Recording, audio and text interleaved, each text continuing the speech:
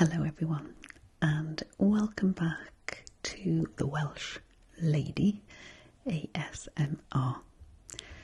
Today's video is going to be another nostalgic look back in time, and what we're going to use to do this is a very old cookbook. I remember when I was a child, my mother had a particular cookbook that she must have had when she first got married in the very early 60s. And I just remember it as a child. It had lost the cover on it, so it was just the sort of the cloth binding on the cover. And there were lots of stains inside where various things that had been cooked had been dropped on the pages. And it was just the very 60s style, very vibrant colours and big overblown flowery cakes and things. I've tried, I don't really remember what the book was, who was the publisher. I just remember distinctly some of the photographs inside.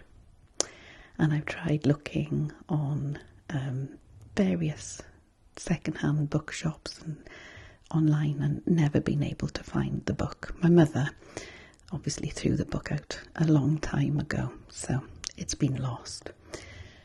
But my husband and I went on a trip in our camper van a few weeks ago, and we stayed in a town called Brecon in Powys.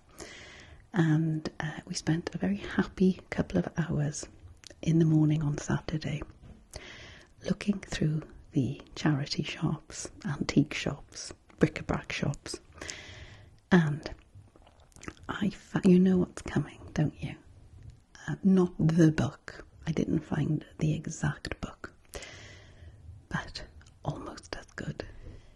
This is from the same era as my mother's cookery book, and it is called The Good Housekeeping's Cake Making.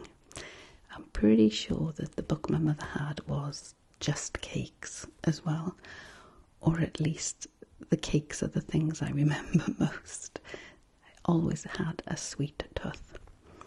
So I don't think this is the actual one my mother had, but I don't know if they wrote a series of them, but it's very similar.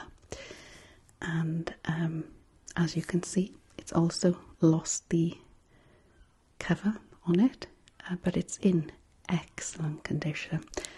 I paid £3 for this one, and we are going to have a little look through.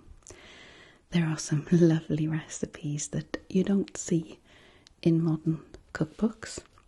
Mock cream is one of them that I remember. Never actually made it, but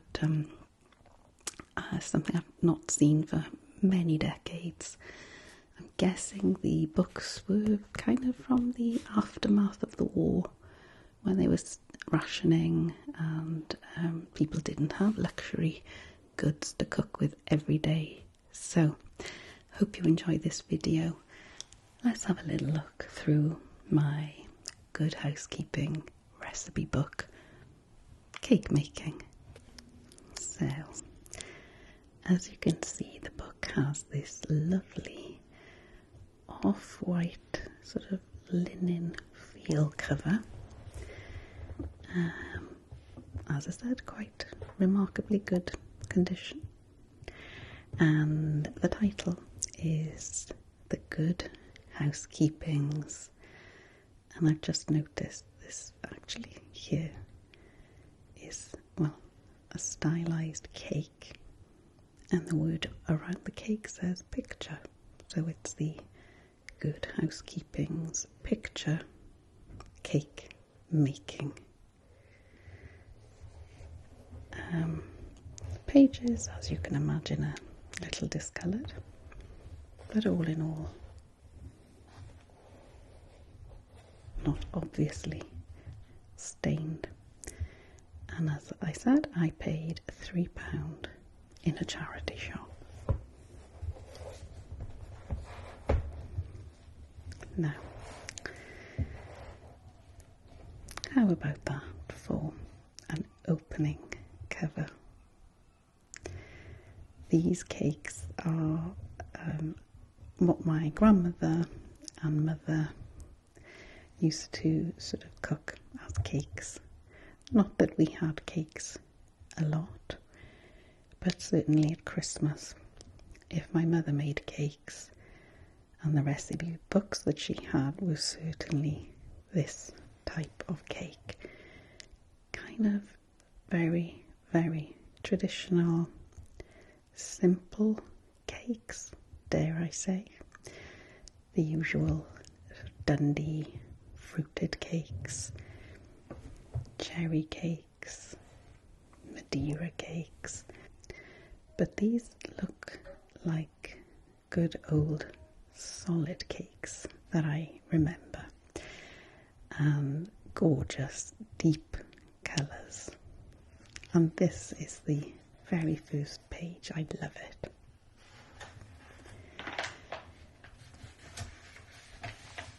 Once again, the title page. The Good Housekeeping's picture cake making.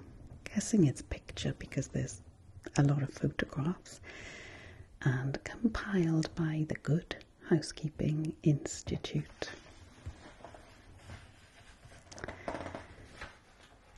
I just like to look at the dates, and this, it actually goes into quite detail on the set in 9-point planting colour blocks made by Engravers Guild Limited and Noakes Brothers Limited. Anyway, first published 1952, so yeah, that would be about right for the book that my mother had. And we've got the contents. Now, how tempting does this sound? We've got a foreword, and then so many different categories of cakes. We've got plain cakes, cakes made by the creaming method, sandwich and layer cakes, small cakes, sponge cakes, gingerbreads, East cakes, cake icings, creams and fillings. Well, it goes on and on and on. Particularly love this one. Cakes from other lands. Yeah, it goes on. Different cookies, biscuits, etc. Everything in here. So I really can't imagine there'd be any cake that isn't in this book. A little forward here, and again, this is lovely. A list of colour plates, and we've got a treat in front of us. There are some beautiful photographs. Some are black and white, like these. And this book is, I'm guessing, for it was 1950, so it would have been newly married women that the book was geared towards. Assuming very little knowledge, I think. Although I'm guessing in those days most people were taught baking by mothers, grandparents, aunties, etc. That's how I learned how to bake anyway. But yeah, very, very good instructions here with photographs for the novice cook. So yeah, various instructions here. And we've got these black and white photos for everyday cakes, rock cakes, coconut buns, lemon buns, oven scones, baking powder donuts. As I said, there's some cakes that you just don't really see recipes for any longer. Really simple, like sultana cake, soda cake. Guessing these would have been the everyday cakes that would have been made once a week and hopefully lasted for a week. More photos illustrating the creaming method. So, I mean, can you even imagine how many Dundee cake recipes you would need? We've got Dundee cake 1, Dundee cake 2, described as rich, Oriental cake. That's a new one. So I guess if you wanted to be economical, you'd follow Dundee cake 1. If you were maybe feeling a bit flush or it was a special occasion, you'd go with the Dundee cake 2, the rich version. So yeah, like mixed fruit slab cake, dream cake. Wow.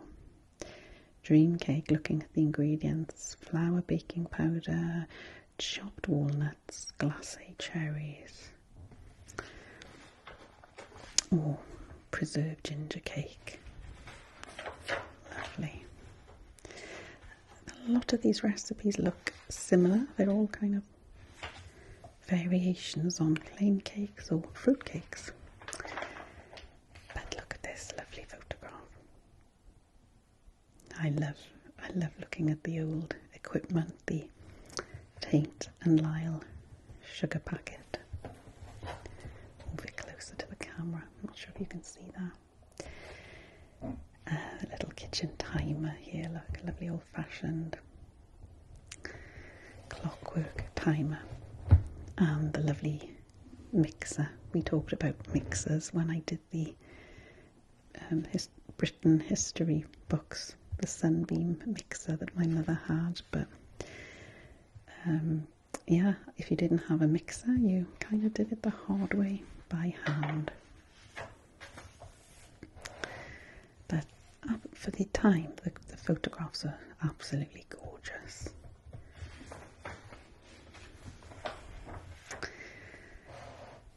Marble cake, yeah, that was a recipe I remember, that you mixed chocolate cake and plain cake or peppermint in the plain bit and coloured it green, and we made chocolate mint marble cakes.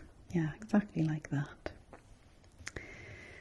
And these, when I used to go to friends' houses, their mothers would make cakes, and the cakes had this icing and these little decorated icing nozzle things all around the edge. Lovely, lovely. Getting quite fancy now with multiple layer cakes. Oh yeah, coffee walnut cake. That was a favourite of mine. Unusual for a child, I'm guessing. Coffee flavoured cakes, but yeah. Not many cakes I don't like, really. I'm not overly fond of seed cake. Never did like that. But yeah, we're moving on to fairy cakes and so-called small cakes. Now, this muffin pan here has got the individual muffins with this shell pattern, and my grandmother had exactly the same. Must have been a fashion. So when you turned the cakes out, they had a shell design on the back. Yeah, various ideas here for parties. Love these, look, little party cupcakes with names, kind of old-fashioned names now: Bob, Joe, Jill, Pat. Fairy cakes, they were a favourite, weren't they, when you used to have school parties and your mums would be asked to bring in cakes. Somebody's mum would always make butterfly cakes like this. That's the cakes, look at the shell pattern. Now, this is very, well, it amuses me, these really over-the-top iced cakes, buttercream, but this, look, so much effort has gone into this cake to make it look like a mushroom. Not sure that would look particularly appetizing, but it's certainly a novelty.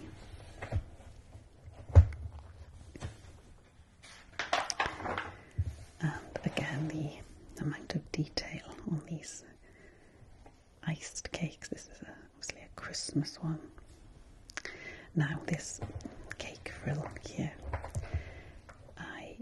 we used to have a cake frill that would come out for my birthday, my sister's birthday, every year, just like this.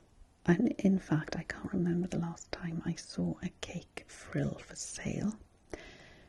I did have one when my son was very little. He's 35 now. But yeah, they were these foil covers with this sort of a crepe paper frill, and you would put it around the outside of your cake to hide rough edges if you didn't want to go to all the effort of icing down the side of your cake.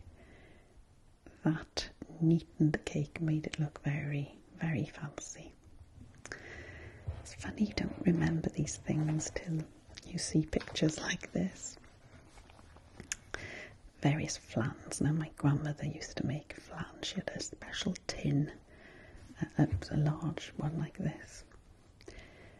And yeah, do you remember Quick Gel? You get sachets of jelly specially for flans, and you'd put some fruit in there, maybe tinned fruit if you didn't have fresh, and then put this Quick Gel on the top, and yeah, instant flan.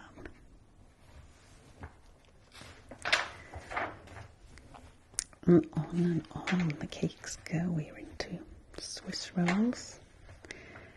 Oh, and then individual little cakes, sponge fingers and drops. Honestly, different gingerbreads. I am going to make some of these because I love gingerbread. Again, these little, so 60s, aren't they? And this. Very, very nostalgic. This lady is deep frying donuts. That looks terribly scary. Open chip basket. And yeah, little East cakes, cinnamon pinwheels. Yeah, instructions now into the icings. This era, I think, took icing very seriously. We've got marzipan going on, and then royal icing. Instructions how to do it neatly. I imagine there were some housewives in tears at Christmas time trying to create a gorgeous royal iced cake, and somehow never quite getting it right. Imagine it's really difficult. Glacé icing, and I remember this feather icing. I remember trying to recreate this myself. Easier than it looks. American frosting.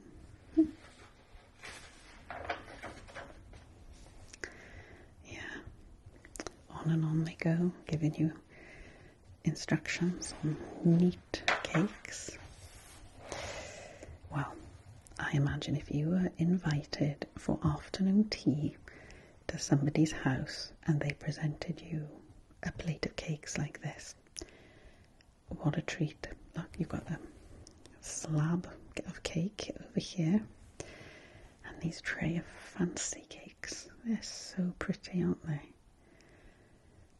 yeah, I would have absolutely loved that as a child. In fact, I would love it now.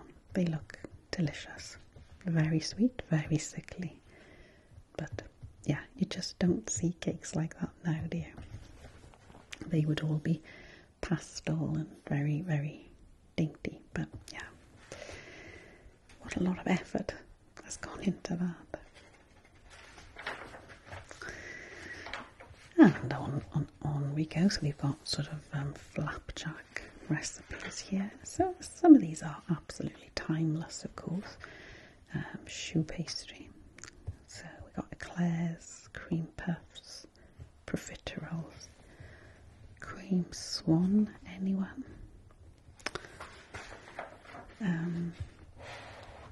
Brandy snaps, yeah.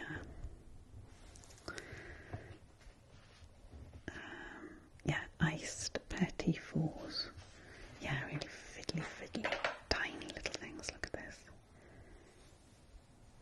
So much effort and time gone into it.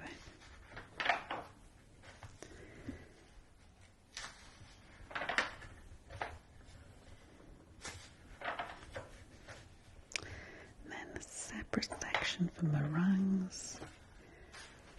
And then even more elaborate Gateaux.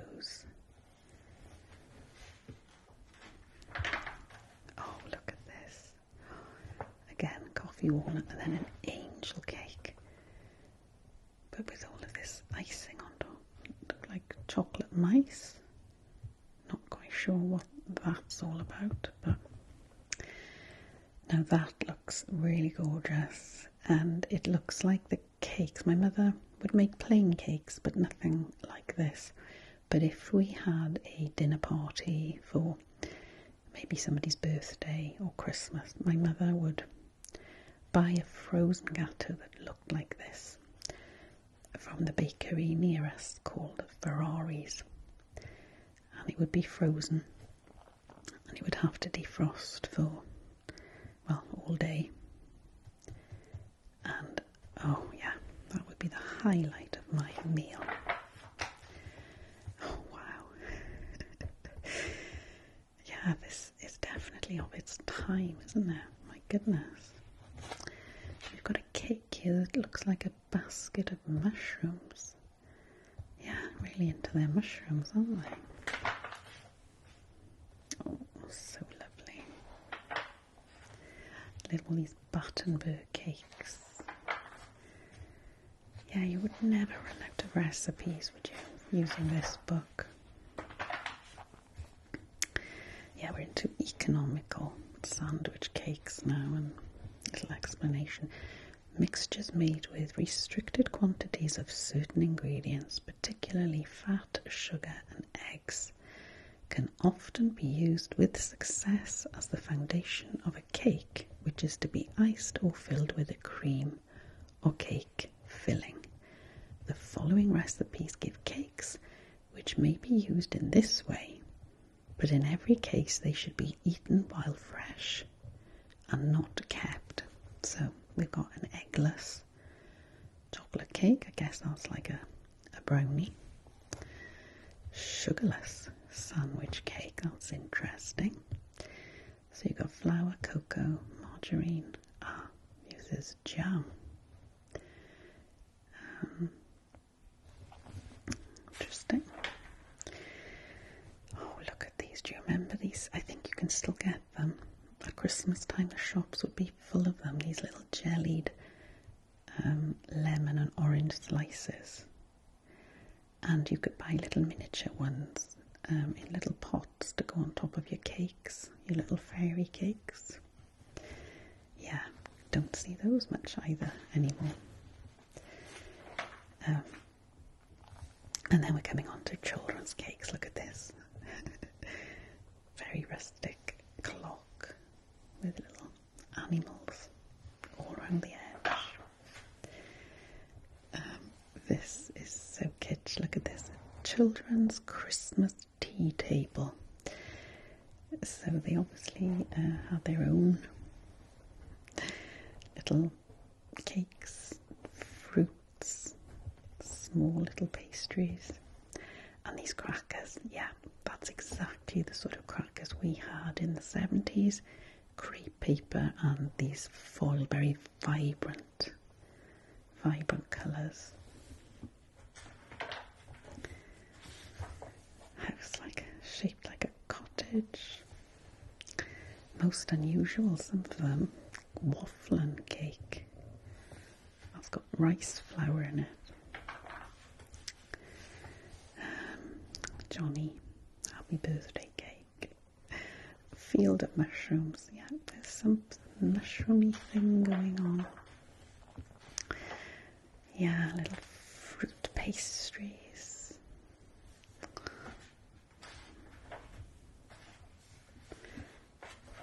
Yeah, it is a trip back in time, and this is the chapter, Cakes from Other Lands. We've got a Swedish one here, Austrian, Australian, Russian rhubarb cakes, German, Dutch, Scottish, Norwegian, oh, Welsh cheesecakes. Well, I've never heard of a Welsh cheesecake, but yeah, Austrian sachertorte, waffles, oh yes, and then like really celebration cakes, yeah, Easter cakes, wedding cakes, Valentine's. Oh, look at these, so lovely. I hope your mouths are watering. And then if you were feeling very adventurous, how about really going to town with all of this icing work? Look at the details on this. A wedding cake. I'm sure people would have done it. I mean, that's gorgeous, isn't it? The pillars. Don't see that on wedding cakes anymore, dear. Oh wow, look at that. Oh, so pretty.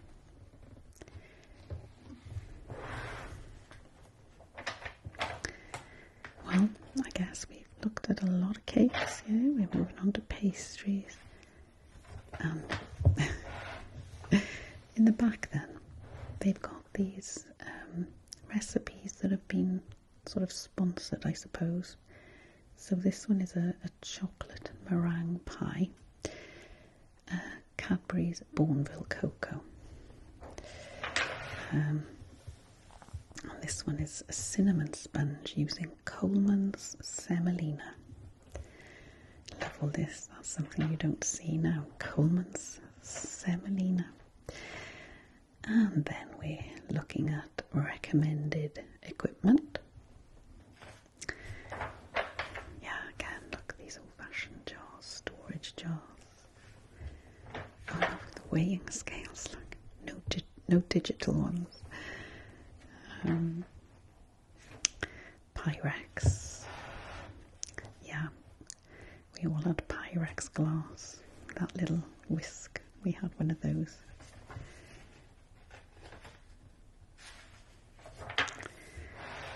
Thaler. Now, I've got a few Thaler containers. They are classic, aren't they? You can still buy packaging. Still looks like this. Always the housewife's first choice. Yeah, that's what it says there. McDougall's self-raising flour. All good grocers have it. And there's a little slip that you could cut off here. Like a free McDougall sixpenny cookery book. Complete this coupon and send it in an unsealed envelope, 1.5 penny stamp, to Miss Janet Johnston, Department 37, Wheatsheaf Mills, Millwall Docks, London. Oh, I love that. And then telling you all about the Good Housekeeping test kitchens. An advert for English electric domestic appliances, cooker, washing machine. refrigerator. All the mod cons. There's always time for Nescafe. And the little caption here, this poor girl obviously is putting on a good impression for, not sure is it her mother or mother-in-law. The batch safely in the oven at last. Relax, thankfully over a refreshing cup of good coffee. So quick and easy. Just a spoonful of Nescafe in the cup, then add near boiling water for roaster fresh fragrance, carefully balanced flavour. There's nothing like Nescafe. And then an index. Oh, another advert. Harper Housewares. Practical precision in your kitchen. They're very streamlined looking scales, look. Adverts go on. Recipe for marmalade pinwheels. Advertising the Smith's Pinger timer. Lovely. Lovely, lovely. Oh, the finest cakes you've ever made with Whitworth's Champion self-raising flour. Yeah, I've loved this book, I really have. And then there's that lovely picture again. I hope you've enjoyed this trip down memory lane with the Good Housekeeping's picture cake making. I'll see you on the next video.